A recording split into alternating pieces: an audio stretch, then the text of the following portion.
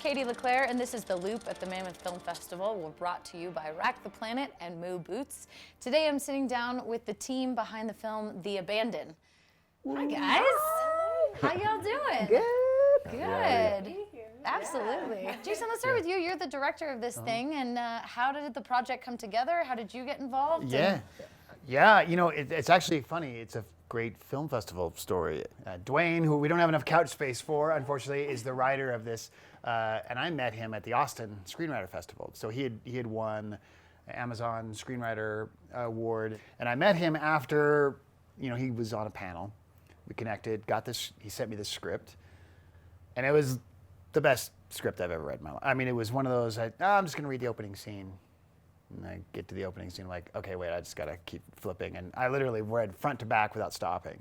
Fast forward to a couple months later, I come here to the Mammoth Festival and I meet Johnny and Jordan. And Jordan's not here, but. Yeah, you guys were showing Desolate. Desolate, right. Yeah. So we connected up after that, passed them the script and yada, yada, yada, fast forward. And it was like, yeah, let's do it. And it's a perfect, like, indie film because it's essentially one character trapped in a box. So it's, makes it filming, so we thought, fairly easy.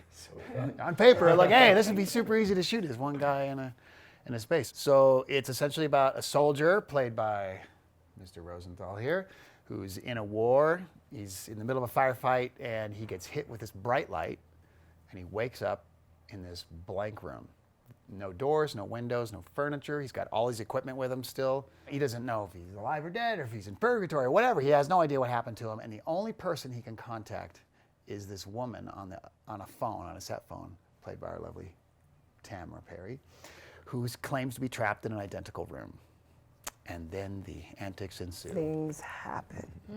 Yeah. What was the filming experience like? It was you in a room and you in a separate room?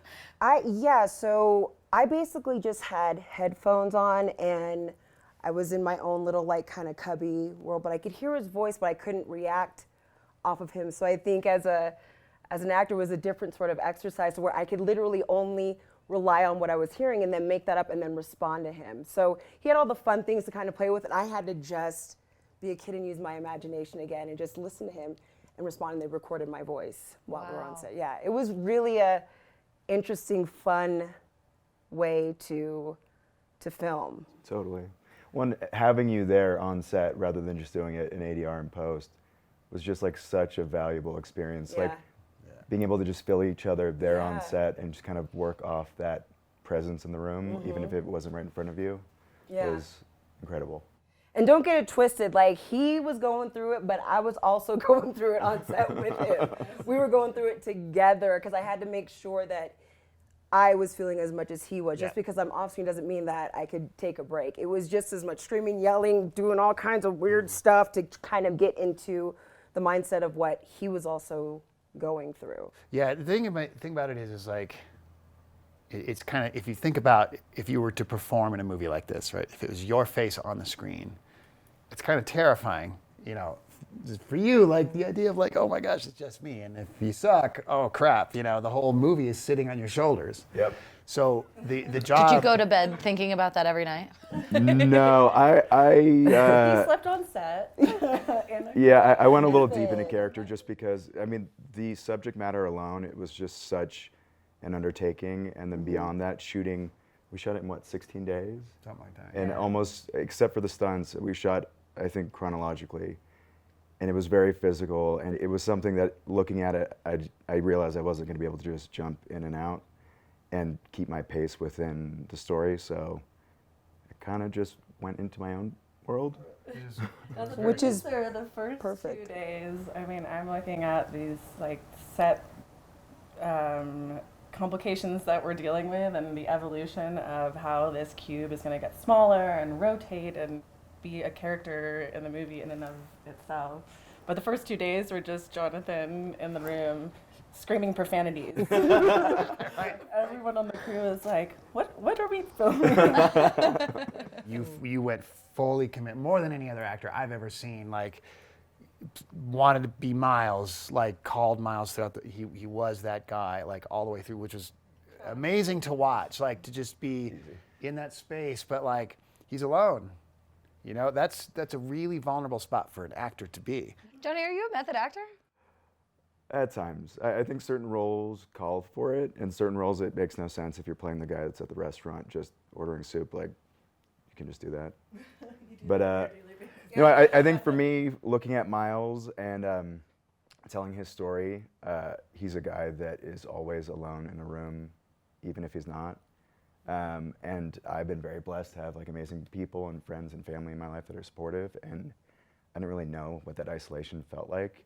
So you can't really manufacture that. So I had to kind of close myself off to those support systems and just kind of delve in to go and find that.